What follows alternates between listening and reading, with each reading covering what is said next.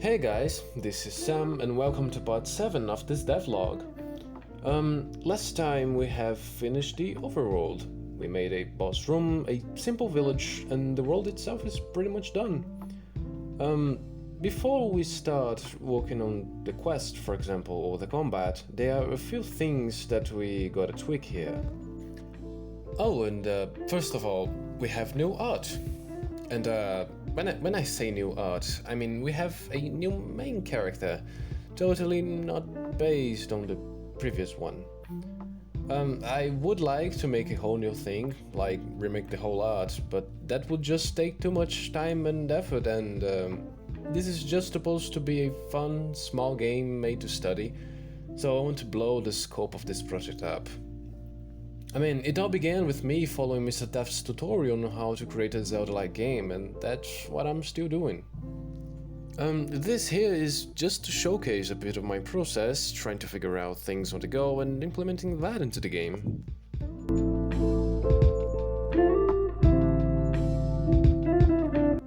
So this is pretty much the player character. Now we can just set up the animations and we are good to go. Oh, another thing I did was to fix the annoying jittering that the character had when moving.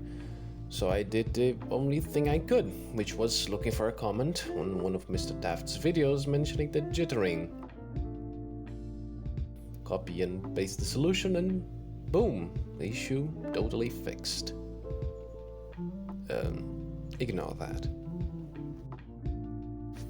Oh, and I also fixed the tile map tearing, which was fairly simple. Just create a new material, set the shaders to sprite default, and activate pixel snap. Then add this material to each of the tile maps and yeah, pretty much done. Alright, with that being said, let's talk about what we are doing today.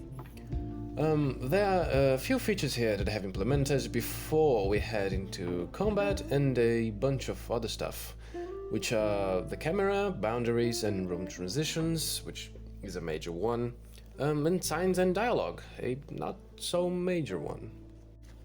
Firstly, for the camera, I used a Unity plugin called Cinemachine, which was so much better to implement than what I was previously trying to do.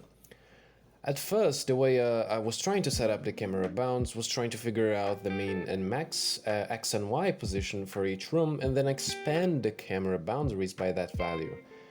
This way I had to keep adding or subtracting new values each time I created a new room, which was a pretty bad way of doing this. With Cinemachine, I could just create a 2D polygon collider, make it trigger, and essentially set it up so the collider would be the actual boundaries of the camera. I created a Cinemachine virtual camera for each room and made a script to activate and deactivate it based on whether or not the player is in the room. This way I could just disable the previous camera movement script and I was able to get a much better motion on the camera when following the player and also some cool room transitions. Oh, I also tried to add room labels like in Legend of Zelda, but for that I would have to create separate trigger colliders for each room, so I would like to have a label and I just felt like not doing it. And last but not least, I made the signs interactable. Yay! Now when you get close to them and press space, there will be this message. Yay! Squared. And that's mostly it. Hope you liked it.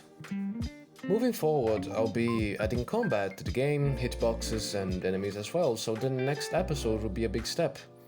As I said, the scope of the game will be really small because this is a start for me on a long game dev journey, so stay tuned. Like if you liked it, if you want to see more, consider subscribing as well, and see you on the next episode of this devlog. Cheers!